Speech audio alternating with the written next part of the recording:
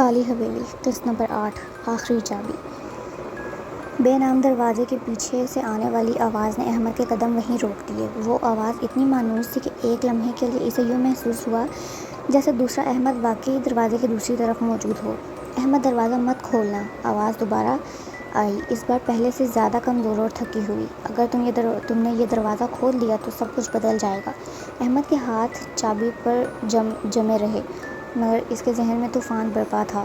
چند لمحے پہلے تک اسے یقین تھا کہ یہی وہ دروازہ ہے جسے کھولنا چاہیے کیونکہ بچے نے اسی کا اشارہ دیا تھا، لیکن اب دوسری طرف سے آنے والی آواز اس کے یقین کو کمزور کر رہی تھی۔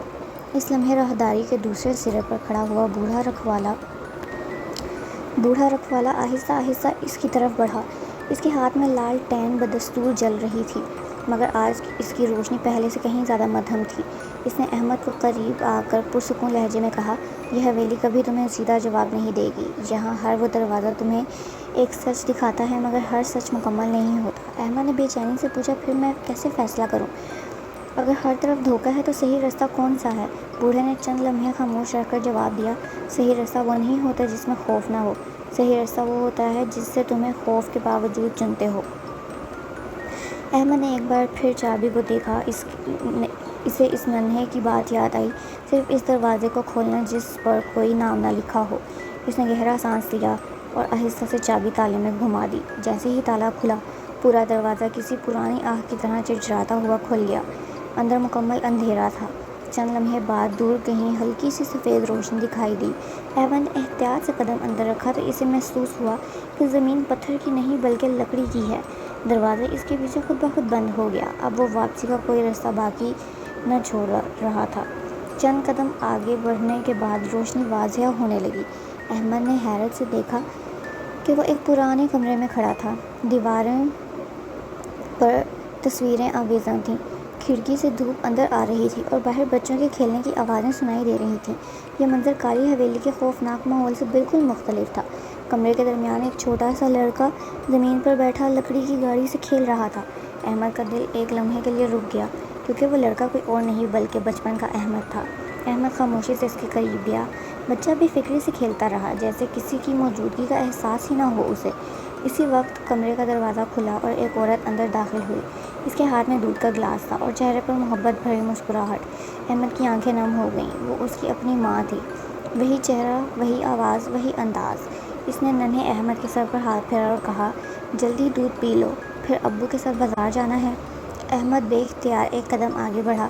دل چاہا کہ وہ اپنی ماں کو پکارے مگر جیسے ہی اس نے ہاتھ بڑھایا اس کا ہاتھ ہوا میں سے گزر گیا۔ وہ اس منظر کا حصہ نہیں تھا، صرف ایک خاموش تماشائی تھا۔ اس کی آنکھوں کے سامنے اس کی اپنی زندگی کے بھولے ہوئے لمحے زندہ ہو رہے تھے۔ اچانک کمرے کی روشنی مدھم ہونے لگی۔ باہر کھیلتے بچوں کی آوازیں آہستہ آہستہ ختم ہو گئیں اور دیواروں پر سائے پھیلنے لگے۔ ننھا احمد اچانک کھیلنا چھوڑ کر خاموش ہو گیا۔ اس نے آہستہ آہستہ اپنا سر اٹھایا اور سیدھا بڑے احمد کی طرف دیکھا۔ اس کی آنکھوں میں اب وہ معصومیت نہیں تھی بلکہ گہرا سیاہ اندھیرا تھا۔ وہ دھیرے سے مسکرایا اور بولا، تم بہت دیر سے آئے ہو۔ یہ سن کر احمد کے جسم میں سنسنی دوڑ گئی۔ تم مجھے دیکھ سکتے ہو؟ بچے نے کوئی جواب نہ دیا۔ وہ آہستہ آہستہ کھڑا ہوا اور کمرے کے ایک کونے کی طرف چلنے لگا جہاں ایک پرانی الماری رکھی تھی۔ اس نے الماری کا دروازہ کھولا۔ اندر صرف ایک چھوٹا سا لکڑی کا ڈبہ رکھا تھا۔ بچے نے وہ ڈبہ اٹھایا، احمد کی طرف بڑھا اور کہا، یہ امانت ہمیشہ تمہارے لیے تھی مگر اسے صرف وہی کھول سکتا ہے جو اپنے ماضی سے بھاگنا چھوڑ دے۔ احمد نے کانپتے ہاتھوں سے ڈبہ لے لیا۔ جیسے ہی اس نے اسے کھولنے کی کوشش کی پورا کمرہ زور سے لرز اٹھا۔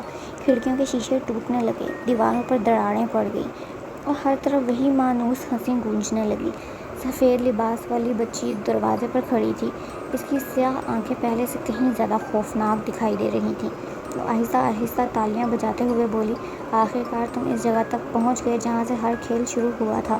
احمد نے مضبوطی سے ڈبہ اپنے سینے سے لگا لیا اور پوچھا، تم مجھ سے کیا چاہتی ہو؟ بچی چند لمحے خاموش رہی، پھر پہلی بار اس کی مسکراہٹ غائب ہوئی۔ میں کچھ نہیں چاہتی، اس نے دھیمی آواز میں کہا، میں صرف اس وعدے کو پورا کرنا چاہتی ہوں جو 100 سال پہلے تمہارے خاندان نے کیا تھا۔ احمد کے چہرے کا رنگ اڑ گیا۔ میرے خاندان نے؟ بچی نے آہستہ سے سر ہلایا۔ ہاں، یہ حویلی صرف ملک خاندان کا راز نہیں ہے، یہ تمہارا خاندان بھی اس کہانی کا حصہ ہے، اور تمہیں یہاں کسی حادثے نے نہیں بلکہ ایک بہت پرانے وعدے نے واپس بلایا ہے۔ احمد کچھ اور پوچھتا اس سے پہلے ہی اس کے ہاتھ میں موجود لکڑی کا ڈبہ خود بخود کھل گیا۔ اندر سے ایک پرانی تصویر، چاندی کی ایک انگوٹھی اور طے کیا گیا ایک خط رکھا تھا۔ تصویر میں دو خاندان ایک ساتھ کھڑے تھے، ایک طرف ملک خاندان تھا اور دوسری طرف احمد کے دادا، جوانی کی عمر میں کھڑے مسکرا رہے تھے۔ احمد کی سانسیں جیسے رک گئیں۔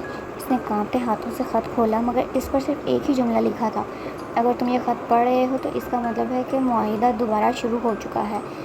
اس لمحے پورا کمرہ تاریکی میں ڈوب گیا۔ صرف سفید لباس والی بچی کی آواز گونجی: اب تم واپس نہیں جا سکتے احمد۔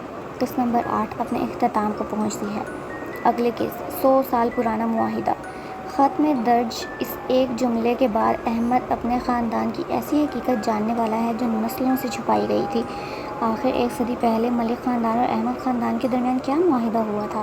کیا کالی حویلی کا راز واقعی کسی روح سے جڑا ہے، یا اس کے پیچھے انسانوں کا ایک ایسا گناہ چھپا ہے جس کی سزا آج تک ختم نہیں ہوئی؟